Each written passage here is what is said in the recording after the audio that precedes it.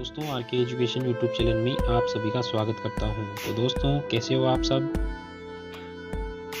तो दोस्तों आज के इस वीडियो में जो है हम संस्कृत साहित्य के जो है पार्ट 4 की चर्चा करने वाले हैं और इसमें भी वही 25% है। तो दोस्तों अगर आप चैनल पर नए हो तो प्लीज़ चैनल को सब्सक्राइब करें और बेल आइकन पर क्लिक करना ना भूलें ताकि लेटेस्ट वीडियो की नोटिफिकेशन सबसे पहले आपको प्राप्त हो सके और आप वीडियो का लाभ ले सको दोस्तों। तो आइए बिना समय गवाए जो है वो वीडियो को स्टार्ट करते हैं। सबसे पहला जो प्रश्न है इसमें है भारवे मूल नाम आसीत। भारवी का जो मूल नाम क्या था, भारवी का जो मूल नाम था इसमें, तो इसका राइट आंसर है ग दामोदर। दामोदर जो नाम है वो भारवी का मूल नाम है। अगला प्रश्न है भारवे अभीष्टम व्रतम अस्ति। भारवे अभीष्टम व्रतम अस्ति। तो भारवी के द्वारा जो है अभीष्ट जो छंद है वह कौन सा है। तो भारवी जो है, भारवी को सबसे ज्यादा अभीष्ट जो छंद है वह है ख वंशिस्थ छंद।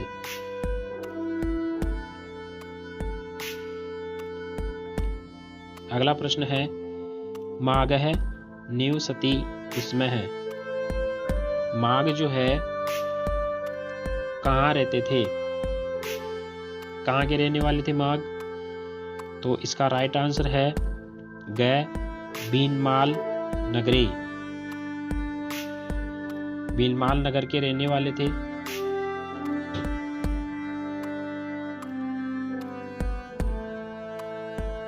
अगला प्रश्न है नीति कथा साहित्यस्य प्रथमम काव्यम अस्ति। नीति कथा साहित्य का जो है पहला काव्य कौन सा है।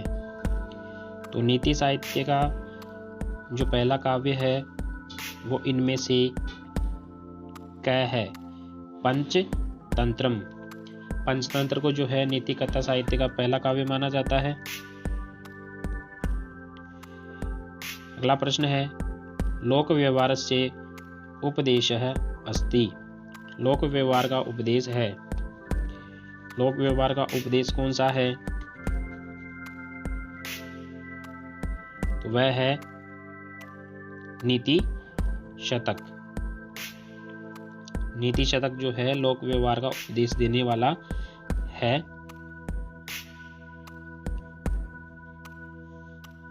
अगला प्रश्न है कालिदासस्य प्रिय अलंकार है अस्ति।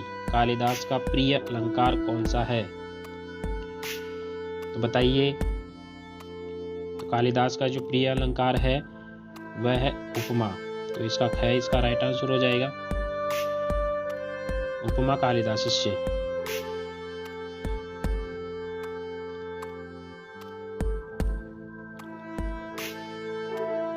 अगला प्रश्न है सौंदर्यम अलंकार है इति उक्तवान। सौंदर्य जो अलंकार है ये किसने कहा था। सुंदरता ही जो है अलंकार है ये किसने कहा था। तो ये परिभाषा जो है वह दी थी वामन ने। किसने दी थी, वामन ने दी थी। तो क्या इसका राइट आंसर हो जाएगा। अगला प्रश्न है अलंकार है इत्यस्य शब्दस्य अर्थः नास्ति। अलंकार इत्यस्य शब्दस्य अर्थः नास्ति। तो अलंकार शब्द का अर्थ नहीं है, तो कौन सा नहीं है इसमें, तो इसका राइट आंसर हो जाएगा ग आपणम। तो अलंकार शब्द का अर्थ होता है सौंदर्यम भी होता है, आभूषणम भी होता है, चमत्कार भी होता है, आपणम नहीं होता है। तो ये इसका राइट आंसर हो जाएगा। अगला प्रश्न है अधस्तनेषु शब्दालंकारः अस्ति। इनमें से शब्दालंकार कौन सा है वो आपको बताना है। तो इनमें से शब्दालंकार है दृष्टांत। इसका राइट आंसर हो जाएगा। अगला प्रश्न है छंदशास्त्रे पादः इति शब्दस्य अर्थः वर्तते। छंद शास्त्र में जो है पाद इति शब्द का अर्थ बताना है आपको। तो इसका राइट आंसर है श्लोकस्य चतुर्थ अंश है। श्लोक का चतुर्थ अंश को ही पाद कहते हैं।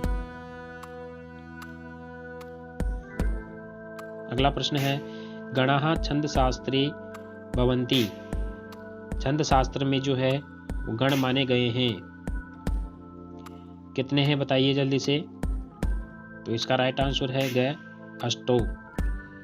और इसका सूत्र भी आता है, कौन सा है वह, ये माता राज बन सलगा।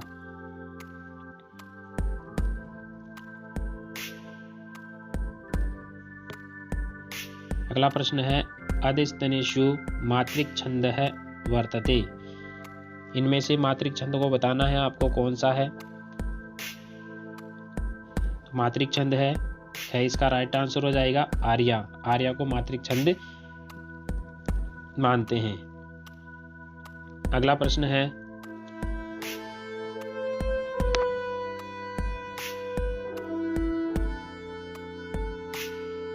उपेंद्र वज्रायाः प्रत्येकस्य पादस्य आदिवर्णः भवति। उपेंद्र वज्रायाः प्रत्येकस्य पादस्य आदिवर्णः अस्ति। तो उपेंद्र वज्रा का जो प्रत्येक पाद का आदिम जो वर्ण है, जो शुरू वाला जो वर्ण है वह होता है, तो वह होता है लघु होता है। तो ग इसका राइट आंसर हो जाएगा।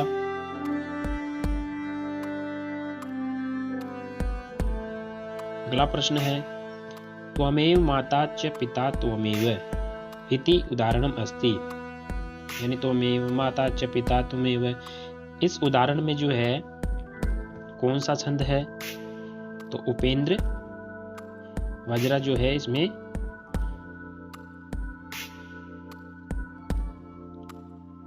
चंद है आगे। तो क्या इसका राइट आंसर हो जाएगा। अगला प्रश्न है मिश्रितम छंदः वर्तते। मिश्रित छंद है, तो मिश्रित छंद कौन सा है। तो उपजाति को मिश्रित छंद कहा जाता है।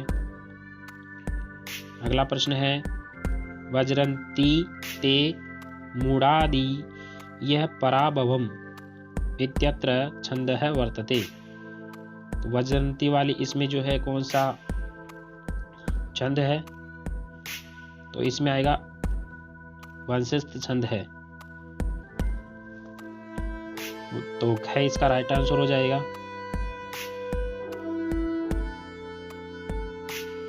अगला प्रश्न है ऋग्वेदे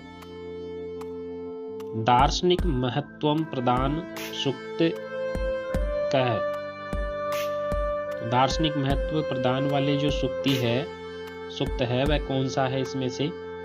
तो दार्शनिक प्रदान वाला जो सूक्त है वह है हिरण्य गर्भ सूक्त। तो क्या इसका राइट आंसर हो जाएगा। अगला प्रश्न है गो सूक्त इत्यम वेदेन अस्ति। तो गो सूक्त कौन से वेद में आता है। तो गो सूक्त आता है आपके ऋग्वेद में। तो क्या इसका राइट आंसर हो जाएगा। अगला प्रश्न है वेदानुसारेण अग्नि प्रथमा आविष्कारक कह। तो अग्नि का जो है प्रथम आविष्कारक कर्ता किसको माना है वेद के अनुसार। तो भृगु को माना है। तो गए इसका राइट आंसर हो जाएगा। अगला प्रश्न है अग्निमीले पुरोहितम इति कस्मिन् वेदेन अस्ति।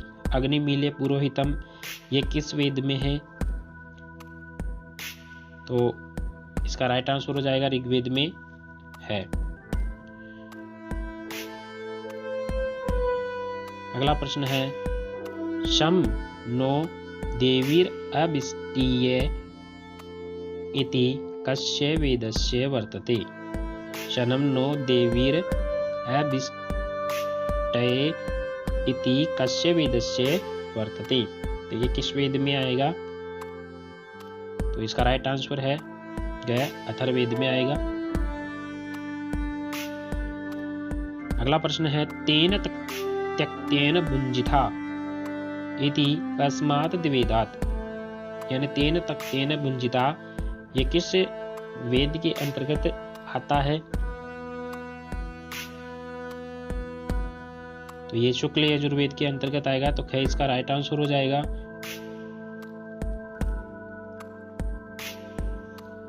अगला प्रश्न है विद्याया अमृतम अश्नुते इति कस्मिन् उपनिषदे अस्ति। विद्याया अमृतम अश्नुते कौन से उपवेद में आता है? तो ये आता है गैस का राइट आंसर हो जाएगा केनोपनिषदे।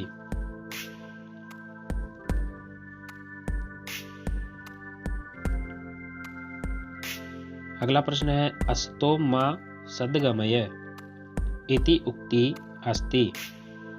अस्तो मा सद्गमय इति उक्ति अस्ति। तो ये किस उपनिषद में है ये उक्ति? तो क्या इसका राइट आंसर हो जाएगा बृहदारण्यक उपनिषद में असदो मा सद्गमय यह उक्ति है।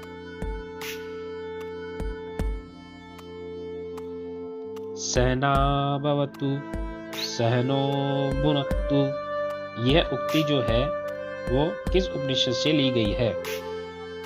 तो किस उपनिषद से ली गई है? तो इसका राइट आंसर हो जाएगा क्या कंठोपनिषद।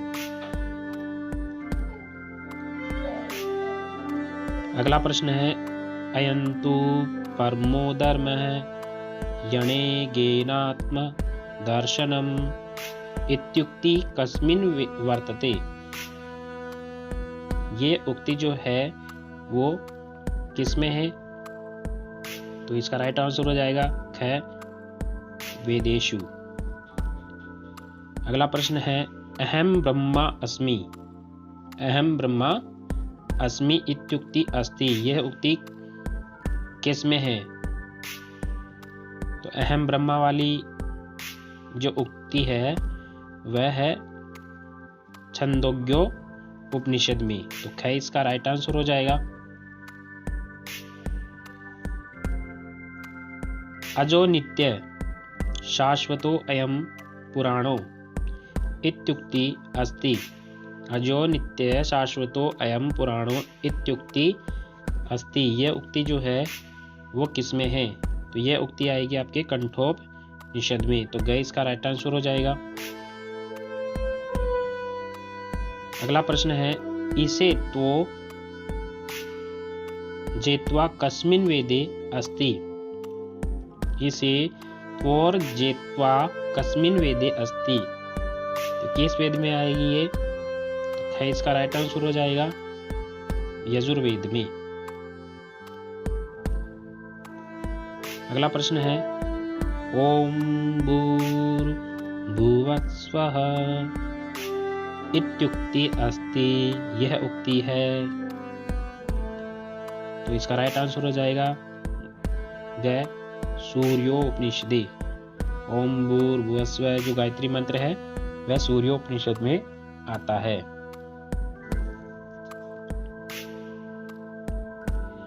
अगला प्रश्न है सत्यम वद धर्मम चर इत्युक्ति अस्ति यह उक्ति आती है किस में आती है? तो इसका राइट आंसर हो जाएगा ख तैत्तिरीय उपनिषद। तैत्तिरीय उपनिषद के अंतर्गत आती है सत्यम वद धर्मम चर। तो दोस्तों आज की जो है 25% जो है वो आपके कंप्लीट हो चुके हैं। तो इन प्रश्नों का अभ्यास करते रहिए और वीडियो पसंद आया हो तो अपने मित्रों के साथ में शेयर करना ना भूलें। तो मिलते हैं नेक्स्ट वीडियो में फिर से 25 प्रश्नों के साथ। तब तक के लिए जय हिंद, जय भारत।